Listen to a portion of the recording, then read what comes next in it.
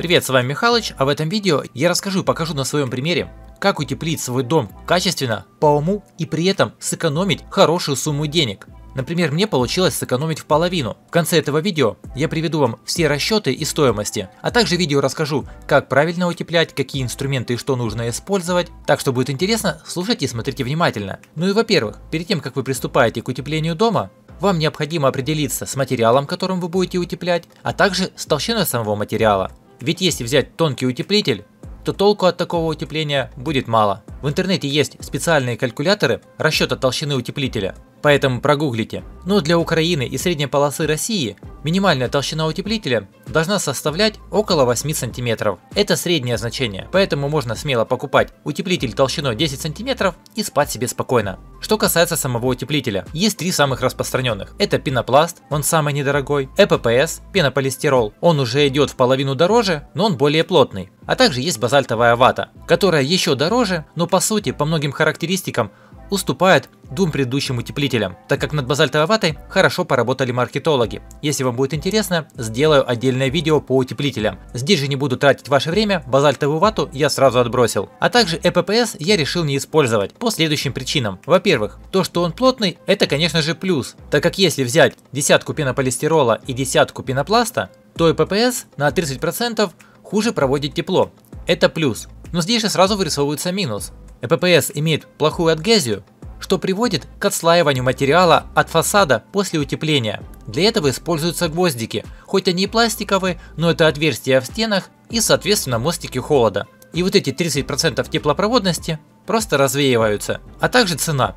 ЭППС дороже практически в половину. В конце видео я все вам приведу. Также еще одним плюсом ЭППС по сравнению с пенопластом является то, что у него есть специальные замки, которые одним листом перекрывают второй и сводят к нулю промерзание швов. Но на обычном пенопласте их также можно сделать. Приобрел себе вот такой резак для пенопласта, его в принципе можно собрать самостоятельно. Для этого вам потребуется нехромовая нить, брусочки либо металлический профиль, 12-вольтовый блок питания на 3 ампера как минимум. И все, но в моем случае дело уже близилось к холодам, к морозам, и мне нужно было быстро утеплять фасад и не заморачиваться над созданием резака. Так как пенопласт я купил десятку, то замки на нем я делал следующих размеров. Толщину его поделил напополам, это получается 5 см, а в глубину пенопласта я вырезал 3,5 см. Дальше видео объясню, почему именно такой размер. Для умников и умниц объясню, зачем же нужны замки на пенопласте. Обратите внимание на лист пенопласта, который резался в заводских условиях. Во-первых, по плоскости. Практически все листы идут выпуклые в одну сторону и с углублением в другую сторону.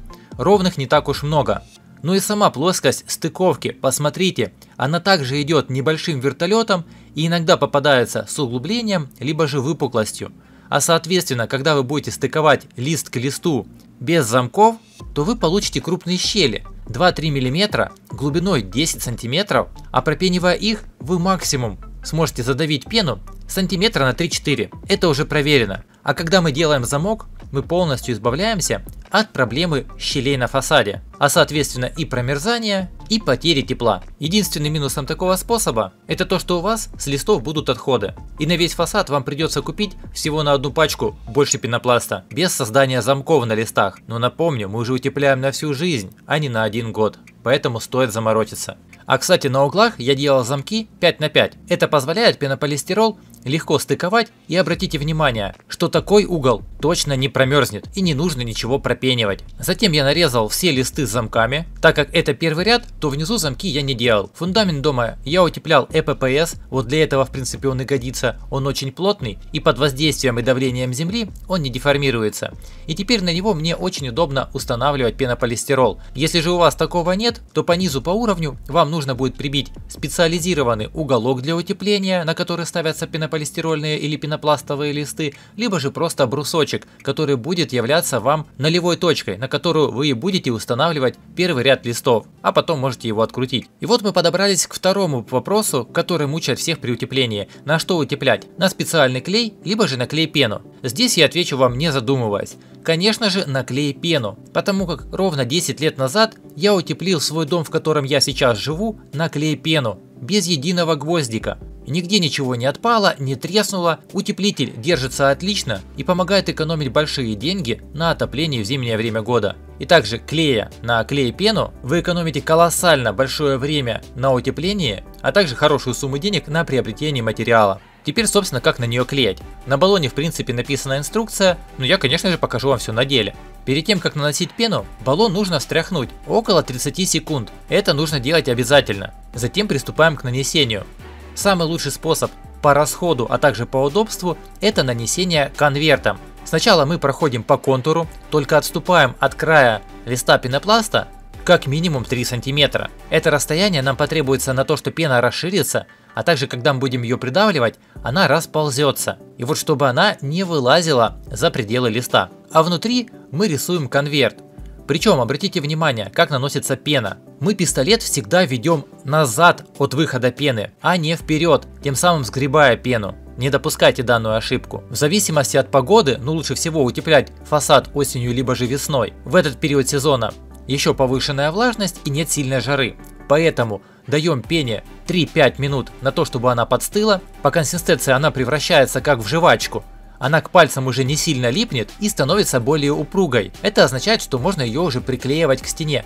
Сразу после нанесения клеить нельзя, потому что хоть это и клей-пена, но она все равно имеет небольшое линейное расширение. Если сразу вы приставите лист к стене, во-первых, разрушится ее структура и вы не сможете ровно выставить лист. Ну а во-вторых, за вот эти как раз 3-5 минут пена будет расширяться и ваш лист отойдет от фасада и будет выпирать. Для этого и нужно выдержать время. А за это время вам нужно увлажнить стену. Для этого можно использовать, как я, опрыскиватель. Это самый оптимальный и быстрый способ увлажнения стены. Но также можно взять просто ведро и веник и делать набрызг на стену. Зачем это нужно? Во-первых, мы обеспыливаем стену, что поможет пене лучше за нее схватиться.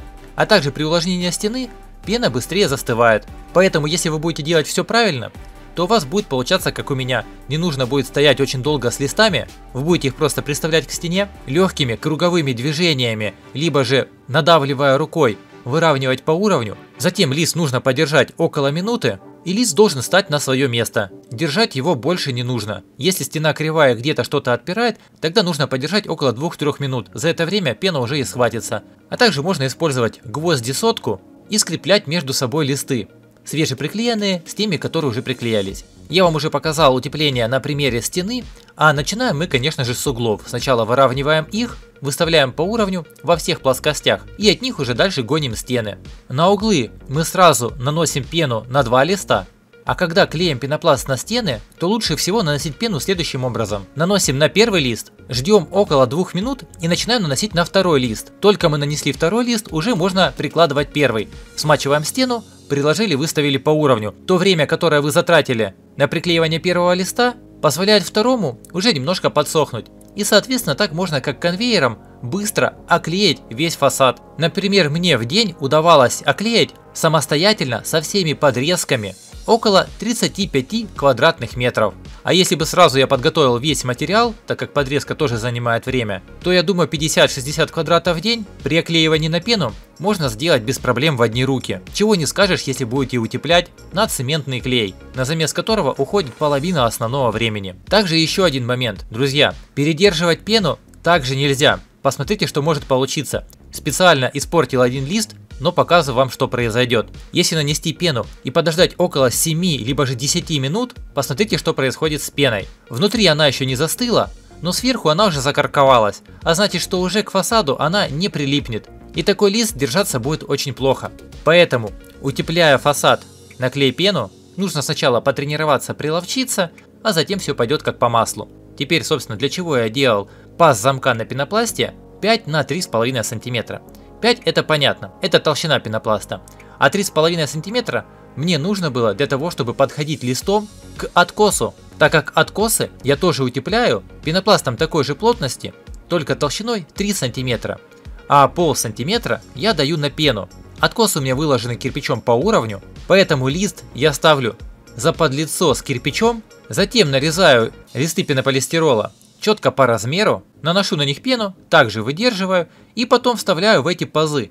Друзья, получается просто идеально. Листы таким образом входят очень плотно и нет никакой щели, либо же зазора между пенополистиролом. Соответственно, такие откосы не промерзнут и окна изнутри не будут плакать, а также на откосах никогда не появится грибок. И вот таким способом, ряд за рядом и откос за откосом, мы оклеиваем весь дом. А также обязательно пропениваем все швы, в которых образовались щели. Это дополнительно поможет сберечь тепло и защитит от промерзания. Ну что же, на утеплении все. У кого остались вопросы, задавайте их в комментариях под этим видео. А в следующих видео я покажу, как я выравнивал фасад, так как некоторые листы все равно хоть на пару миллиметров, но выпирают. Я делал специальный инструмент. Также расскажу, как я шпаклевал и консервировал фасад на зиму, так как весь фасад утеплить я не успел до зимы. Подписывайтесь, ставьте лайки и не пропускайте выход этих видео. Но теперь же расскажу о актуальных ценах на момент выхода этого видео, а также приведу пример реальной экономии. Сразу скажу, что чистая квадратура моего дома с гаражом, который я утепляю,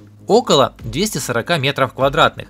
Для этого я купил 250 метров квадратных, потому что часть пенопласта уйдет на подрезку. В пенопласте я использовал специальный фасадный 35 плотности, 10-сантиметровый, более точно говоря, сотка, 100 мм. Стоимость листа 154 гривны за метр квадратный. Это то, что я платил. В сравнении с экструдированным пенополистиролом ЭППС, лист стоит 210, но в листе нет квадратного метра, там всего лишь 0,72. А стоимость квадратного метра вам обойдется в 268 гривен. Совсем забыл, вы же проживаете в различных регионах и вам в гривне особо роли не играет. Давайте буду говорить в долларах. Стоимость пенопласта мне обошлась в 5,7 долларов за квадратный метр, а экструдированный пенополистирол за лист получается 7,7 долларов, а за квадратный метр 9,9, практически 10 баксов за лист. Соответственно, купив 250 квадратных метров, я потратил 1425 долларов. Это за пенопласт, а если бы покупал экструдированный пенополистирол, то потратил бы 2481 доллар, уже 1000 долларов сэкономил, при этом не потерял на теплопроводности, так как я вам говорил, что ЭППС нужно монтажить специальными дюпелями-зонтиками, иначе он поотваливается. Вот вам пример, как легко он отстает от специального клея для ЭППС. Теперь, собственно, по клею. Я использовал пену. Один баллон пены, это хорошей пены, стоит на данный момент 7,4 доллара. Его, как пишет производитель, хватает около 12 квадратных метров. Но по факту это где-то 10 квадратных метров. Я купил 24 баллона. Итого потратил 177 долларов. А если бы я клеил на цементный клей, который также за мешок стоит 7,4 доллара. Это также хороший клей. Но расход такого клея уже больше, и с мешка мы максимум получаем 5 квадратных метров. А по факту получается около 4, то мне на мою квадратуру пришлось бы купить как минимум 50 мешков для приклеивания. А это бы затянуло на 370 долларов. Ну теперь окончательная стоимость. Я потратил на клей и на сам материал для фасада 1602 доллара. А если бы использовал ЭППС и цементный клей, то потратил бы 2851 доллар. Соответственно, я сэкономил практически в половину, а именно 1250 долларов на утеплении. Поэтому, друзья, подходите к вопросу утепления серьезно, взвешивайте все плюсы и минусы, думайте своей головой и главное, во-первых, не переплачивайте лишнего, но и не продешевите на утеплении фасада, потому что вы утепляете свой дом один раз. Если сделать недостаточное утепление, мучаться будете всю жизнь. У кого остались вопросы, задавайте их в комментариях. Кому понравилось это видео, поставьте лайк. Не забудьте поделиться им в соцсетях с друзьями, а также смотрите и не пропускайте выход новых видео. Я же вам желаю легкой работы и удачного дня. До встречи в новых видео. Пока!